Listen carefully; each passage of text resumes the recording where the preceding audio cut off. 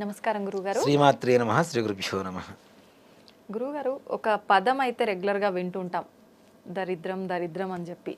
నిజంగా ఇంట్లో దారిద్ర్యం ఉంది, లేదంటే మనకు రాబోతుంది అనే ముందు సంకేతాలు కానీ, లేదంటే ఇంట్లో మన వాళ్ళ బిహేవియర్ని బట్టి కూడా కొన్ని కొన్ని అర్థమవుతుంటాయని పెద్దవాళ్ళు చెప్తుంటారు.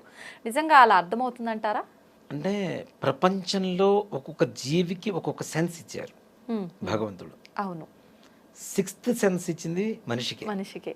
నిజంగా మాట చెప్పాలంటే అవునవును, దానికైనా అతీంద్రమైనటువంటి శక్తులు ఉన్నాయి. కొన్ని జంతువులకు ఉంటాయి, ఇందాక మనం చెప్పుకున్నట్టుగా కుక్కలకి అట్లాంటి వాటికి ఉంటాయి. ఏది మంచి, ఏది చెడు, ఏది చేయాలి, ఏది చేయకూడదు, ఏం చేస్తే ఏమొస్తుంది అనేటువంటి ఒక విచక్షణ జ్ఞానం కలిగినటువంటి జీవి ప్రపంచంలో మానవ జీవి, మనిషి ఒక్కడే. అవును. దరిద్రం వస్తుందా రాదా, దరిద్రంతో బాధపడుతున్నామా లేదా, ఇవన్నీ ఏంటి అంటే మొట్టమొదటిగా స్వయంకృత అపరాధాలు, మనకు మనం చేసుకునేటువంటి తప్పులు. ముఖ్యంగా ఇప్పుడు శ్మశానంలో ఒక వ్యక్తి నివసిస్తూ ఉన్నాడు, వాడు కూడా ఆనందంగా ఉన్నాడు అంటే వాడు ఉండేటువంటి స్థలం కాదు, వాడికి ఉండేటువంటి ఆలోచన విధానం. కరెక్టే కదా. ఇప్పుడు 1000 కోట్ల రూపాయలు పెట్టి ఒక పెద్ద భవంతి కట్టించుకొని దాంట్లో ఉన్నవాడు అశాంతిగా ఉంటూ శ్మశానంలో ఉండేటువంటి కాటి కాపర మాత్రం ఆనందంగా ఉంటున్నాడు అంటే మన ఆలోచన విధానం అది. అంతే. ముఖ్యంగా మితం అమితం రెండూ ఉండాలి. ఆలోచన ఎక్కువగా ఆలోచించినా ప్రమాదమే, అసలు ఆలోచించకుండా వదిలేసినా ప్రమాదమే. ఇప్పుడు ముఖ్యంగా మనకి దరిద్రం ఇంట్లో ఉంది అని చెప్పడానికి కారణాలు ముందు చెప్పుకునే దానికంటే దరిద్రం ఎలా వస్తుందనే చెప్పుకుందాం ముందు. మొట్టమొదటిగా ఇంట్లో చినిగిపోయిన వస్తువులు అంటే వస్త్రాలు ఉంటాయి, అవి తీసి దిండు గలీబులో పెట్టి కుట్టేసుకుంటాం, దాచిపెట్టేసుకుంటాం. ఇంట్లో స్టవ్ దగ్గర గిన్నెలు దించడానికి పెట్టుకుంటాం, ఇంట్లో తుడుచుకోవడానికి పెట్టుకుంటాం. ఇది ఒక పెద్ద దరిద్రం. మొట్టమొదటి దరిద్రం అక్కడే ప్రారంభం అవుతుంది. బూజు ఎక్కువగా పడుతూ ఉంటుంది చూడండి, అకారణంగా బూజు దులిపేసిన ఒక 10 రోజులకు మరలా బూజు వస్తుంది. ఇది కూడా దరిద్రం ఇంట్లో రాబోతుంది, ఎక్కువ నిలవబోతోంది అని చెప్పడానికి చిహ్నంగా మారుతూ ఉంటుంది. అలాగే పగిలిపోయిన అద్దాలు, అద్దం పగిలిపోయి ఉంటుంది నిట్ట నిలువుగా, దాంట్లోనే చూసుకుని బొట్టు పెట్టుకుంటూ ఉంటాడు. నువ్వు దాంట్లో చూసుకుంటే ఇద్దరిగా కనపడుతున్నావుగా, దాంట్లోనే దరిద్రం ఏర్పడుతూ ఉంటుంది. పగిలిపోయిన అద్దాలు, అలానే పగిలిపోయిన వస్తువులు, ఈ పింగాణి కప్పులు, ఈ హ్యాండిల్స్ ఊడిపోయినవి కూడా ఇంట్లో వాడుకుంటుంటారు చాలా మంది, అవి కూడా దరిద్రమే. కప్పులనే కాదు, పింగాణి వస్తువులు ఏవైనా సరే అలాంటివి ఏవైతే ఉంటాయో అవి. దేవుడి పటాలు పగిలిపోయిన అద్దాలు పగిలిపోయినటువంటి ఉంటాయి అవి. అలాగే తులసి కోట ఉంటుంది కదా, ఈ తులసి కోట దగ్గర కూడా శుభ్రత లేకుండా అది కూడా ఎలా పడితే అలా మొత్తం చిందరబందరగా ఉండిపోవటం. దీంతో పాటుగా ఇంట్లో ఉండేటువంటి 8 మూలలు శుభ్రంగా లేకుండా అపరిశుభ్రంగా మనం ఉంచడం. ఏది పడితే ఆ మూల తీసుకెళ్ళి మూల పడేస్తుంటారు. మనం వాటర్ బాటిల్స్ వాడుతుంటారు, అవి తీసుకెళ్ళి ఎక్కడో పడేస్తుంటారు. అలానే మొన్న వచ్చేవారు ఒక అతను చెప్పాడు, ఒక ఇంట్లోకి వెళ్ళానన్నయ్య, షెల్ఫ్ ఓపెన్ చేయగానే వాటర్ బాటిల్స్ తను తాగి పడేసినవి మొత్తం తన మీద వర్షంలాగా పడ్డాయిట. అంటే అవి కూడా బయటపడేంత బద్ధకం దరిద్రమే కదా. నిజమే. తాగిన బాటిల్ కూడా బయటపడేంత దరిద్రం అంటే అది బద్ధకమే. అంతే, ఆ బద్ధకమే పెద్ద దరిద్రం. ముఖ్యంగా పొద్దున్నే లేవటం, రాత్రి కూడా తొందరగా పడుకోలేకపోవటం. దీంట్లో పడుకుంటాం కదా, హఠాన్గా ఉన్నట్టుండి ఒకసారి మెలకు వస్తుంది. తెల్లవారుజామున 3 గంటల నుంచి 4:30-5 గంటల లోపల ఉన్నట్టుండి ఉలిక్కిపడి లేచి కూర్చోవటం, ఇలాంటివి కూడా దరిద్రానికి హేతువులే. నిజంగా అంటే వాడు కష్టపడటం లేదు అని చెప్పడానికి ఒక నిదర్శనం. నిజంగా కష్టపడే వాడికి నిద్రపోతే పొద్దున 6 వరకు నిద్ర మెళుకు రాదు కదా, అంటే వాడు బద్ధకంగా ఉన్నాడనే కదా దాని పరమార్థం కూడా. కాబట్టి అలా బద్ధకంగా ఉండటం. అలాగే ఇంట్లో పిల్లల్ని తిట్టడం, ఆ తిట్టడం కూడా చాలా దరిద్రమైనటువంటి తిట్లు తిడుతూ ఉంటారు.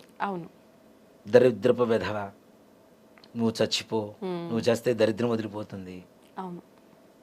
ఇక ఎలా అంటే వినటానికి కూడా జిగుప్స కలుగుతూ, అసహ్యం కలుగుతూ, మగవాళ్ళు కూడా బయట అంటే వాళ్ళు తిడుతూ ఉంటారు, ఇలాంటివి తిట్టొద్దు అని చెప్పి చెప్పి చెప్పి విసిగి వేసారిపోయి చివరికి ఈ దరిద్రం ఇంతే అని చెప్పి వాళ్ళు దరిద్రానికి ఫిక్స్ అయిపోయేంత స్థాయిలో తిట్టడం కూడా తిడుతుంటారు, ఆడవాళ్ళు కావచ్చు మగవాళ్ళు కావచ్చు ఇంట్లో. అలాగే దేవుడు గదిలో ఉండేటువంటి వస్తువులు శుభ్రపరచుకోకుండా అంతే దేవుడికి ప్రతిరోజు పూజ చేస్తూ కూర్చోవడం. దేవుడి దగ్గర దీపారాధన కొందరు కూడా తోమరు, నిన్నటి ఒత్తులు ఉంటే బయటికి లాగేసి ఆ ఒత్తుల మీదనే మళ్ళీ కొద్ది నూనె పోసి దీపారాధన వెలిగిస్తారు ఉంటారు చాలా మంది. అది కూడా పాపమే కదా. మరి నిన్న పొద్దున వండిన వంట ఇవాళ పొద్దున నువ్వు ఎందుకు తినవు కదా, కిల్లెంలో పెట్టి బాచిపోతుంది కదా. మరి అట్లానే దేవుడి దగ్గర కూడా అంతే శుభ్రంగా ఉండాలిగా. ముఖ్యంగా లక్ష్మీదేవి ఎక్కడ ఉంటుంది అంటే మనకి లక్ష్మీదేవి అష్టోత్తరంలో నామాలు వస్తాయి. నామాల్లో శుచి నమః అని చెప్పి ఒక నామం వస్తుంది. శుచి అంటే ఏమిటి? శుభ్రత. ఎక్కడైతే శుభ్రత ఉంటుందో అక్కడ లక్ష్మీదేవి తిష్ట వేసుకొని ఉంటుంది.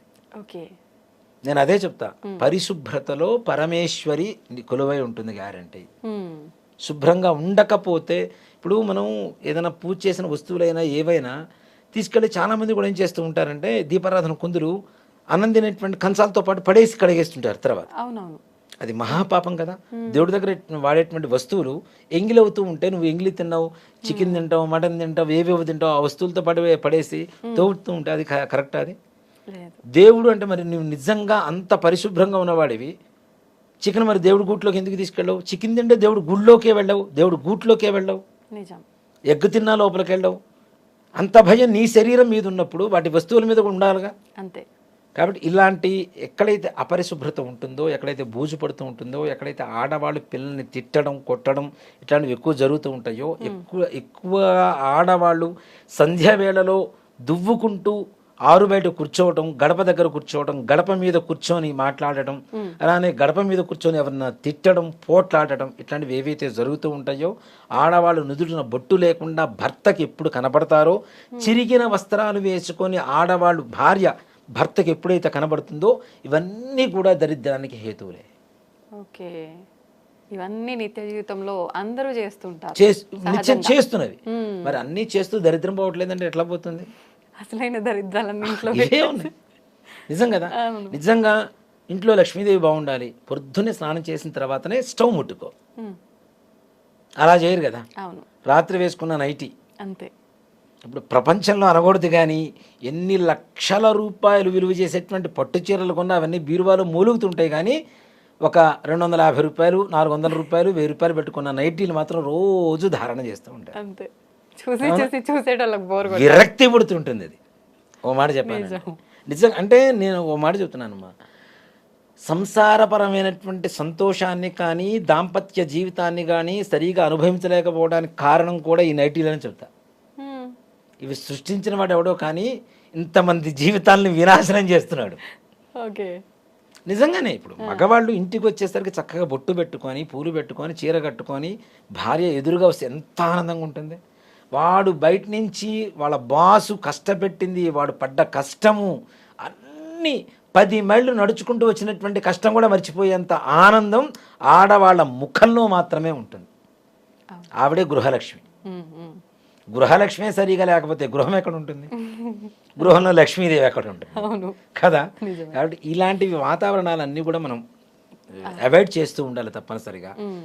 మాటి మాటికి తిట్టడాలు, కొట్టడాలు. స్నానం చేసిన తర్వాత మాత్రమే అగ్నిహోత్రుడు కదా. ఇందాక ఏం చెప్పాం మనం, దీపారాధన చేసేటప్పుడు అగ్ని ఎవరి చేతిలో ఉంటుంది? ఆడవాళ్ళ చేతిలో ఉంటుంది. ఇక్కడ దీపారాధన మగవాడు చేయాల్సింది హోమం కాబట్టి మగవాడు దీపారాధన చేయాలని చెప్తున్నాం. అలాగే అంత పవిత్రమైనటువంటి అగ్నిహోత్రుని స్నానం చేయకుండా ముట్టుకుంటే ప్రపంచంలో ఏదైనా దహింపదగినటువంటి శక్తి ఎవరికి ఉంది? ఒక అగ్నిదేవుడికి మాత్రమే ఉంది కదా. చివరికి మనం వెళ్ళేది కూడా అగ్నిదేవుడితోనే. అంత శక్తివంతమైనటువంటి అగ్నిదేవుణ్ణి, అష్టదిక్పాలకుల్లో ప్రధానమైనటువంటి వాడు. ఆ ఎండ, వేడి, అగ్ని లేకపోతే మనం తినటానికి ఏమీ లేదు. ఒట్టి పచ్చికూరలు ఏమీ తినలేము. అన్నీ ఉన్నటువంటి అగ్నిదేవుడిని నువ్వు అపవిత్రం, పొద్దున్నే లేవగానే ఆయన అపవిత్రం చేస్తున్నావు.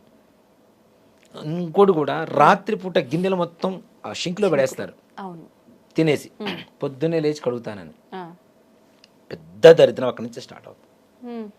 రాత్రి పడుకునే ముందే శుభ్రంగా మొత్తం కడుక్కొని పక్కన పెట్టేసుకొని అప్పుడు పోయి పడుకోవాలి ఆడవాళ్ళు. అది ఆడవాళ్ళు కావచ్చు, బ్యాచులర్స్ మగవాళ్ళు కావచ్చు.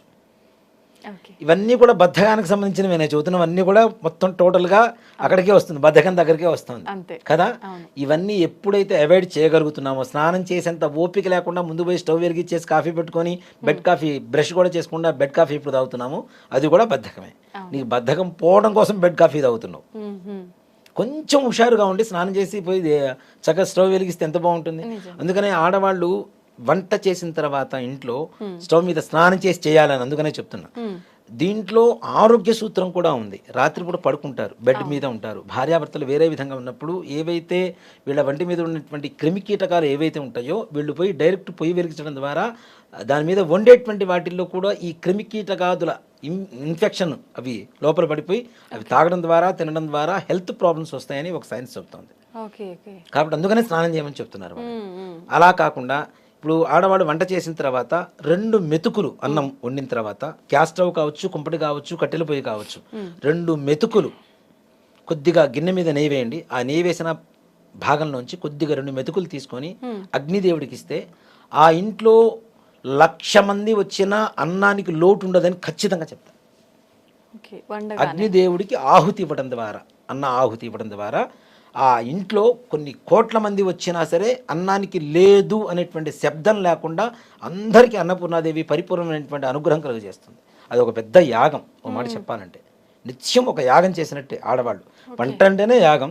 ఆ యాగంలో అన్నాన్ని గనక మనం హవిస్సు గనక అగ్నిదేవుడికి ఇవ్వగలిగితే తప్పనిసరిగా ఆ ఇంట్లో అన్నపూర్ణాదేవి, మహాలక్ష్మీదేవి తిష్ట వేసుకొని కూర్చొని ఉంటారు. ఏ రకమైనటువంటి దారిద్ర్యము అనేటువంటి మాట లేకుండా చేస్తుంది. ఓకే. అదే దానికి మనం నిత్య జీవితంలో చేసే ఈ చిన్న చిన్న పొరపాట్లను సరిదిద్దుకుంటే ఆటోమేటిక్గా శుభ్రత, మీరు అన్నట్టు తప్పనిసరిగా శుభ్రత ఉంటే చాలు. మహాలక్ష్మి శుచయ నమః, శుభ్రాయ నమః, అమ్మవారు అక్కడే ఉంటుంది అంతే. ఓకే, ధన్యవాదాలు గురుగారు. శ్రీమాత్రే నమః, శ్రీ గురుభ్యో నమః.